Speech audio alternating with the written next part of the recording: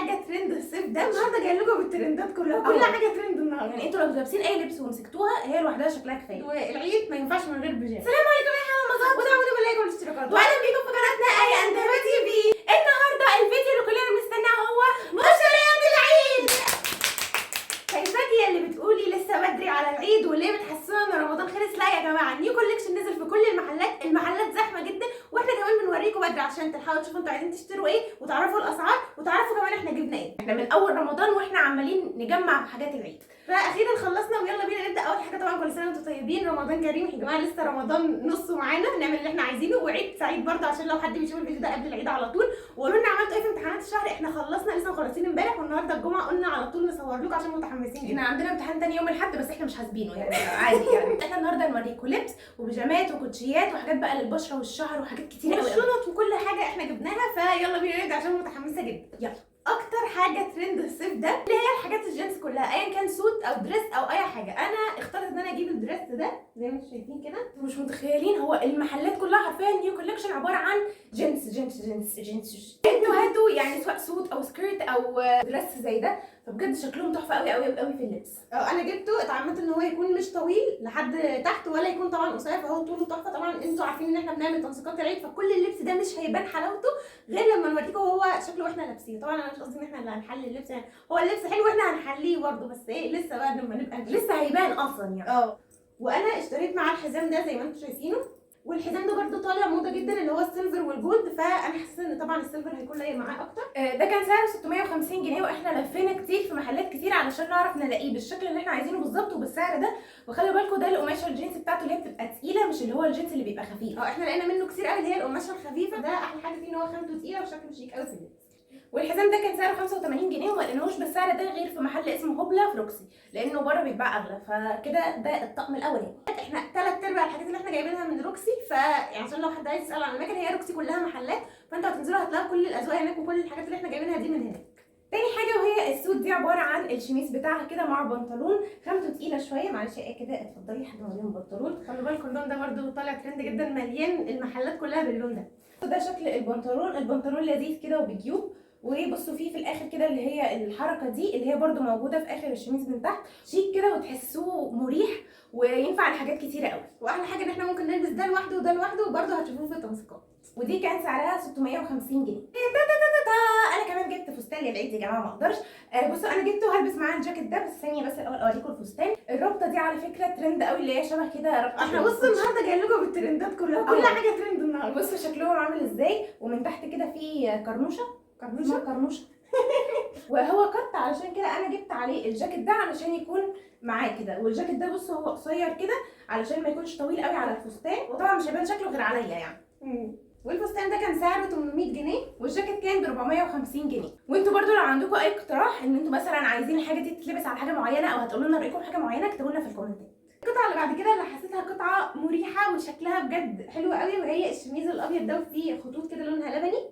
بصوا شكله حلو ازاي. مبدئيا خامته كتان، فخامته ناعمه جدا وشكله حلو جدا في اللبس. وده كده هو شكله. اللون اللي هو البيبي بلو ده طالع موضه جدا، هو والبينك مع الجينز بقى، واللي زي ما قلنا لكم الزيتي برضه. وده سعره كام؟ 550. بلوزه العسوله دي بصوا يا جماعه، حاساها حلوه قوي ولونها حلو. هي بتكون اساسا كده بتتلف جايه كده وبعدين بتتلف. امسكي كده ناحيه ايوه بتتلف كده برده، شكلها مش بيبان غير في اللبس. فبجد شكلها حلو قوي ولونها كمان خطير، عشان بلوزه صغنوطه كده، فدي كان سعرها 350 جنيه. الحاجه اللي بعد كده وهي ان انا جبت شميز ابيض، وعارفه ان اغلبكم ممكن يكون مش موافق او ازاي جايبه شميز ابيض تلبسه. لا يا جماعه، ده طالع ترند جدا جدا جدا، وانا ليا طريقه معينه ان انا عايزه البسه بيها.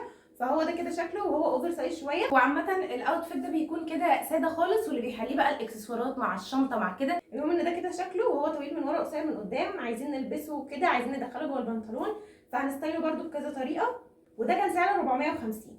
وبعد كده البلوزه دي هي تايجر. هو ده تايجر، يعني هي من فصيله الحيوانات. عامه يعني شكلها بجد يا جماعه شكلها لذيذ كده، وتحسوها هي ستان، فشكلها حلو قوي، تحسوها خفيفه كده ومريحه. ودي برده عشان بلوزه صغنوطه ف 350، بس هي شكلها شيك قوي. بتهيألي دي تنفع لمناسبه عايزه كعب كده، يعني هي ليها برده ستايل معين في دماغي.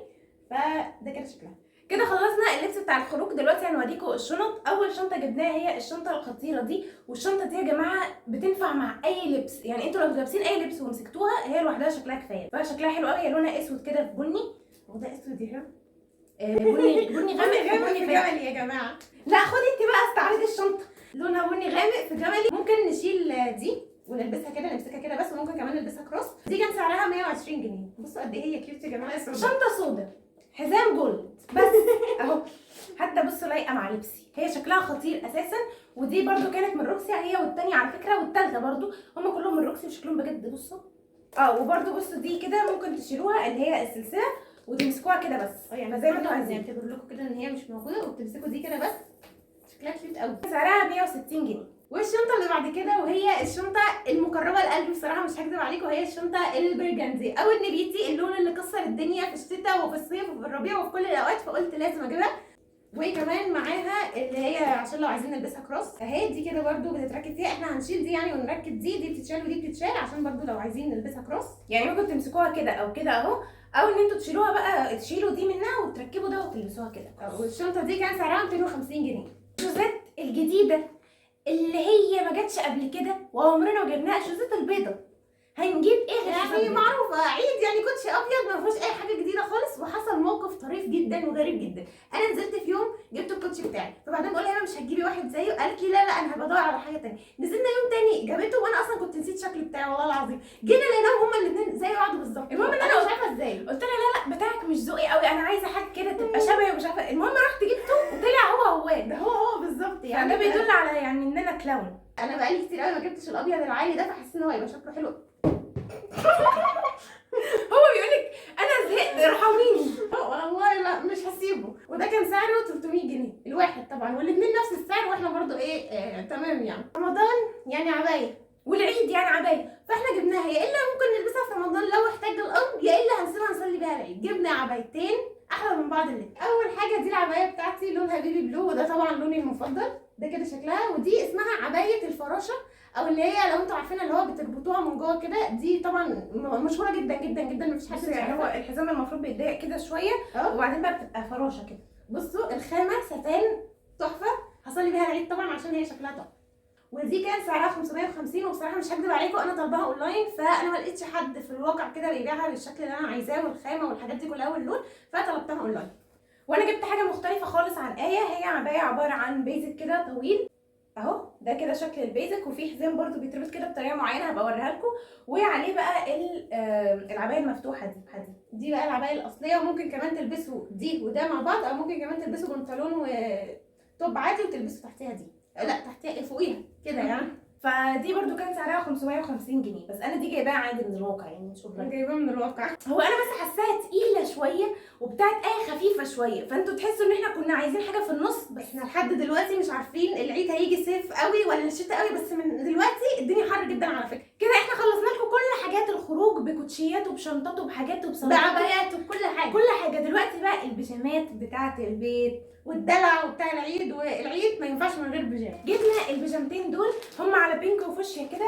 دي شكلها في الصوره روانه، وانا هفتحها برده دلوقتي ولا ولا هفتحها دلوقتي اوريها لكم. انا بيجامتي احسب الحزام قطعه، بيجامتي 3 قطع ومعاها حزام 4 بقى. لا كده هبل. خامه البنطلون دي او البيجامات دي شايفين اللي هي بالطول دي كده. بصوا هي عباره عن يعني مش المفروض ترتيبها كده، استنى. بصوا ده التوب بتاعها مع البنطلون، وبعدين هلبس بقى عليهم دي اللي هي بقيه البيجامه. طيب انتوا هتشوفوها في فيديو تجهيزات العيد يعني اهي، ومعاها حزام من ورا. هي سمت ان الحزام ده القطعه الرابعه، فهي هتبقى كده، هيبقى ده شكلها مع البنطلون اهو. وبصوا البنطلون من تحت فيه التفصيله دي، اوريها لكم، اللي هي برده نفس اللي على الكم. لا مش نفس اللي على الكم، اللي على الكم عامله كده. هو عامه شكله جميل يعني. كان سعرها 370 جنيه. ودي بيجامتي انا هوريها لكم بقى دلوقتي. لا دي مش 4 قطع خلاص. طب ما انا نسيت القطعه. شوف ده كده شكل البيجامه بتاعتي، لونها بينك كده وفيها اسود من هنا واسود من هنا وزراير، ومن على الرجل برده من تحت فيه. على فكره انا الرجل بتاعت البنطلون هي اللي عجبتني جدا جدا جدا. انا بعد ما جبتها وعجبتني وخلاص قلت هلبسها في الصيف وكده، الجو ابتدى يلعب، يعني الجو مش مظبوط، فقلت اجيب واحده كم علشان لو سقعت ليله العيد البسها. انا بتاعت هبه بصراحه اتقل من بتاعتي شويه. دي كان سعرها 350. دي كانت ب 350. فانا بقى رحت جبت واحده ثانيه، خفت لحسن ابرد ليله العيد، فجبت دي. هي كانت برضه كئيبه شويه بس هي عجبتني قوي. دي الاول سعرها 380. خامتها حلوه جدا، يعني انا ممكن لو في الشتاء هنلبس تحتها حاجه، لو في الصيف هي لوحدها خامتها طريه جدا. احنا كده يعني هي كده حلوه جدا، هي تعتبر صيفي بس بكم والكم بتاعها خفيف. شبشب العيد دي حاجه جديده احنا ضفناها في العيد، ان احنا ليه في العيد ما بنجيبش شبشب يعني. احنا زمان والله العظيم ما كنا بنعيط غير لما ماما تجيب لنا شباشب من يوم ما احنا ما بقيناش نعيط بشبشب والعيد باظ. لا هو لازم نعيط بشبشب. قلنا لازم نجيب شبشب، وكمان تعمدنا ان هو يكون الوان بيجاماتنا الى حد ما، فده كده شكل الشبشب بتاعي وده كده شكل الشبشب بتاعي. ليه يا هبه جبتي كروكس؟ علشان انا بحس مريح اكتر، يعني لو هقعد بيه كده في البيت وبتاع واتحرك بيه، فبصوا تحسوا ان ممكن وش بني ادم يدخل جوه. عشان انا يعني معلومه عني ان انا بلبس اساسا مقاس 40. طب بتقولي ليه؟ هو كده يعني انا صريحه مع نفسي. داري على مقاساتك يا هبه. بصوا في يوم كده وده الشبشب فيهم كان سعره 150 جنيه. كده احنا خلصنا لبس الخروج ولبس البيت، الشنط، الشوزات، الشباشب، كل حاجه. دلوقتي بقى في رفايع. الرفايع دي اهم من الحاجات دي. بس احنا بنجيب جهاز عروسه. لا يا جماعه، هو العيد لازم حاجات كده وننزله. فدلوقتي بقى هنوريكم الحاجات اللي احنا جبناها بقى، اللي هي الميك اب والاكسسوارز والمنتجات بقى بتاعت معلومه العيد وكده. احنا جبنا يعني رفايع اكتر من اللبس نفسه. ليه؟ علشان بتحسوا الحاجات دي بتدخلوا كده تجيبوا حاجات كتير مش بتحسوا بنفسكم. عارفين ما تدخلوا اي محل كده تلاقوا نفسكم جبتوا حاجات كتيره يعني. فدلوقتي بقى هناخدكم وهنقعد كده مع بعض نفرجكم بقى على الحاجات الصغننه دي. يلا بينا نقعد كده ونستريح ونفرجكم على حاجه حلوه. اول حاجه ودي حاجه احنا جايبينها من قبل العيد بحبه كده، وهي الست الخطيره دي، عباره عن بودي سبلاش ولوشن وكمان هاند كريم. دي مع بعض. دي من مود اسمها سانتريني. هحكي لكم قصتها بسرعه. هي كان نازل عليها عرض 2 بسعر واحد، يعني هي اصلا البوكس العادي لو حد عايز يجيبه دلوقتي ب 380، فانا صاحبتي جابت 2 ب 380. يعني هي دي كانت واقفه علينا 180 جنيه بس، فكان طبعا عرض تحفه، مع ان كان عندنا ساعتها، فعشان كده جبناها وشلناها للعيد. احنا جربنا البودي سبلاش ده مره كده يعني اول لما جبناه، وبصراحه يا جماعه ثابت قوي قوي قوي، يعني بيفضل ثابت يا جماعه، بيثبت بالايام بجد في الليل. ده اللوشن وده الهاند كريم. بصوا، والثلاثه طبعا روايحهم موحده، فدي احلى حاجه ليله العيد ان انتوا توحدوا الروايح كده بتاعتكم يعني. بمناسبه اللون البنفسجي فجبنا شاور جل من كيراند مور. ده بالياسمين ده ولا بالايه؟ هو باللافندر اهو، يعني لونه بنفسجي، وبقول بالايه؟ ما هو اكيد باللافندر. فقلنا عشان يبقى اللون كده موحد. ده كده شكله اهو. واكيد في شاور جل يا جماعه، بس شاور جل العيد غير. جبنا فرشتين جداد. انا جبت دي بيكون عليها كده رسومات من ورا، وايه جبت اهي دي واحده. انا جبت واحده تقليديه جدا لها خطير. جبنا مرطبات للعيد، وايه جابت شان كريم هتجربه يعني في العيد اهو. وانا الميلانسونول جل المعتاد بتاعي. ده انا سمعت عنه ريفيوهات كتير قوي ان هو حلو. انا اصلا شان كنا مجربين الشان بادي ميلك وكان خطير، فقلت اجرب ده. ولترطيب الجسم جبنا اللوشن ده من لونا. طبعا ده غير اللوشن اللي جاي مع الست بتاعت مود، عشان هو كان فيه ريحه، فالريحه طبعا في ناس بتتحسس وهي ساعات بتتحسس منه، فده ما فيهوش ريحه يعني، خالي من العطور. ما فيهوش ريحه يعني.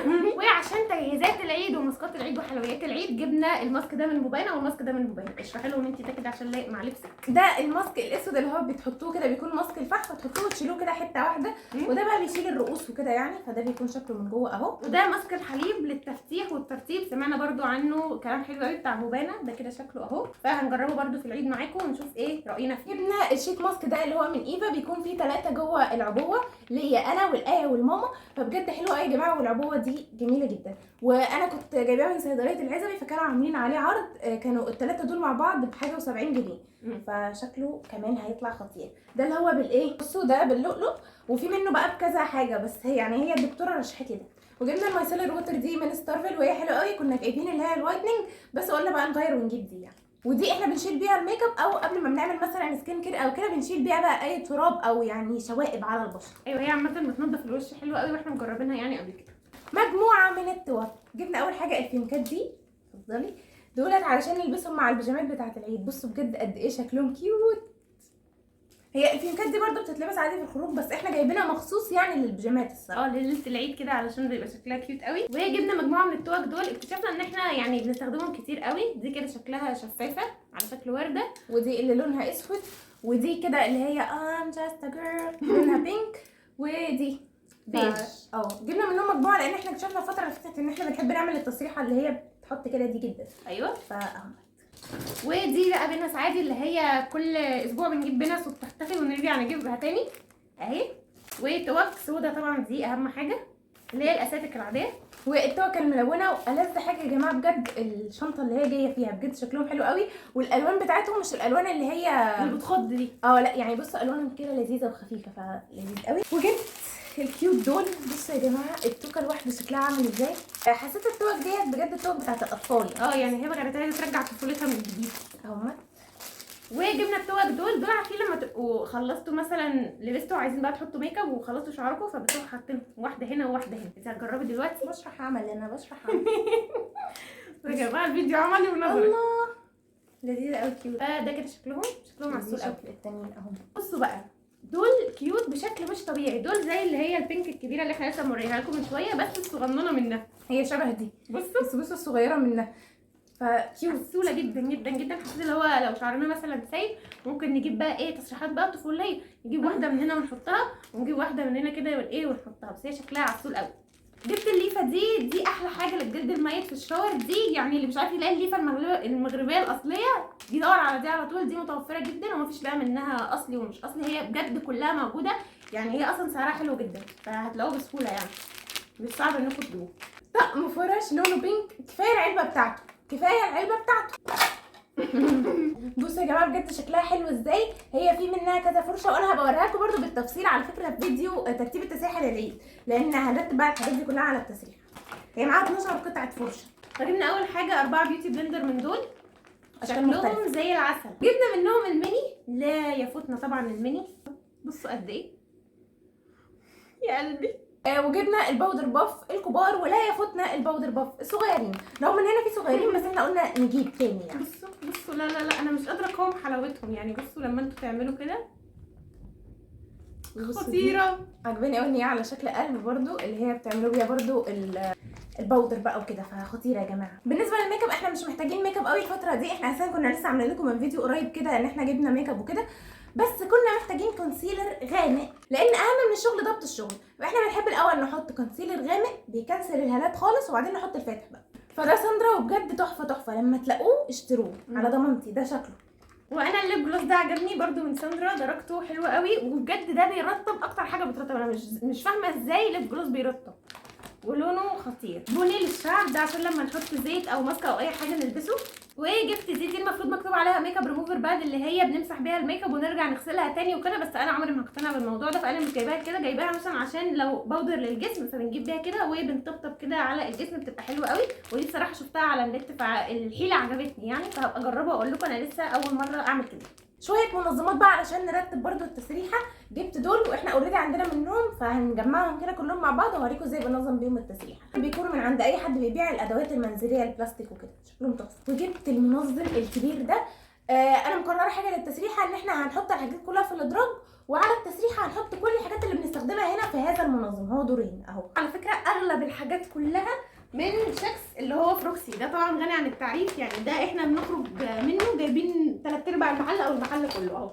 ودي من اختياري الشخصي اللي هي الكوبايه اللي احنا هنحط فيها الفرش. شكلها اصلا لوحده بيتكلم عن نفسه اهي. بصوا بس انا خايفه جدا لا تتكسر لان هي تقيله جدا على ايدي دلوقتي اهي.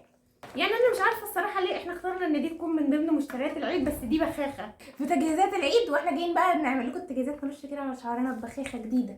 ياه ادق التفاصيل. جبنا شرابين علشان نلبسهم مع البيجامه. ليه هنلبس شرابات مع عشان بعد الترتيب بقى والباتيكير وكده لازم شراب طبعا يعني. وجبنا الكريم ده من كيراند مور ده للايد وده احلى كريم يا جماعه بجد ترطبوا بيه الايد تحفه. ريحه الفراوله يا جماعه احلى بكتير من ريحه جوز الهند اللي احنا كنا جايبينها قبل كده بصراحه. جبنا السبراي ده انا لقيت ريحته وعجبتني فقمت جبته بس انا عمري ما جربته قبل كده يعني هنشوفه هيثبت على الهدوم ولا لا. بس هو البراند بتاعته معروفه عامه ومشهور منها شكلين كده نوعين معينين. هبقى احط لكم صورتهم هنا لو لقيتهم يعني. وجبت الحاجات دي بتاعه الضوافر علشان نعمل لكم برده فيديو العنايه بالضوافر للعيد. فبصوا ده كده طقم باديكير عباره عن بقى قصافه ومبرد وكده. ودي قصافه قالت لي ان هي قصافه اطفال بس على والله العظيم قصافه اطفال. والله العظيم جربتها وبتقص جدا وحلوه جدا. كمان جبت الفرشه دي اللي هي بتغسلوا بيها كده ضوافركم وبين ضوافركم علشان ضوافركم تفضل نظيفه. فبجد دي حلوه قوي وبتستخدم عادي للايد او للرجل يعني. ده انا ما اعرفش هي هبه جابته ليه بس احنا لقيناه على الكاشير. الزيت ده المفروض اللي هو 7 زيوت مع بعض. العبوه دي ما اعرفش الصراحه هتعمل ايه في الشعر يعني بس هي قالت لي نجيبها يعني هو خفيف كده فهتستخدموه زي سيرم كده بيلمع الشعر كده يعني انا مش عارفه ده ايه الصراحه بس يمكن يطلع حلو فيلا مش هنجربه ونقول لكم. والمنوكير ده البرجندي اللي احنا طول الشتاء بنشوف برجندي لونه يجنن. ودي احلى ليب بالم كلون بجد يا جماعه حلو قوي. دي اللي هي اماندا الدرجه بتاعتها ورد روز. خطيره يا جماعه. بصوا لونها من جوه حلو ازاي. حلو قوي. هي مش بترطب قوي بس الصراحه لونها حلو، لو حد مش بيحب يحط روج او جلوس او كده فهي لمعه ولون حلو قوي. واخر حاجه هنختم لكم بيها هي الاكسسوارات. جبنا اول حاجه السلسله دي بتكون كده طبقتين على بعض، وفراشه برده. انا السنه اللي فاتت كنت جايبه فراشه، بس السنه دي بصوا فراشه شكلها مختلف، حلو قوي بجد في اللبس يا جماعه. وانا اكتر حاجه بحبها الانسيالات والخواتم، فجبت الاثنين خاتم دول شكلهم رقيق بطريقه، وفراشه برده، والتاني ده برده شكله حلو قوي. وجبت الانسيال ده على شكل ثعبان كده اهو، وده احلى حاجه فيه ان هو بيتلبس من غير القفل بتاعه، يعني بيوسع كده وبيضيق كده، فعملي جدا جدا وشكله خطير في اللبس. بصوا ده شكل الخواتم كده في الايد، شكلهم حلو قوي اهو. وكده احنا خلصنا كل مشترياتنا، ان شاء الله تكون عجبتكم. اكتبوا لنا رايكم تحت في الكومنتات، وكل سنه وانتم طيبين. ولو حد فيكم جاب لبس العيد كده شاركونا وقولوا لنا ولا هتجيبوها امتى ولا هتعملوا ايه، وان شاء الله تكون كل الحاجات اللي احنا جبناها عجبتكم. رمضان كريم علينا وكمان عيد سعيد علينا، وانتظروا ان شاء الله سلسله فيديوهات العيد اللي احنا بنعمل لكم فيها اكتر فيديوهات انتوا بتحبوها. فبس كده، ده كان فيديو النهارده، نتمنى ان هو يكون عجبكم. لو عجبكم ما تنسوش تشتركوا في القناه وتفعلوا الجرس وتحطوا لايك للفيديو، وبس باي.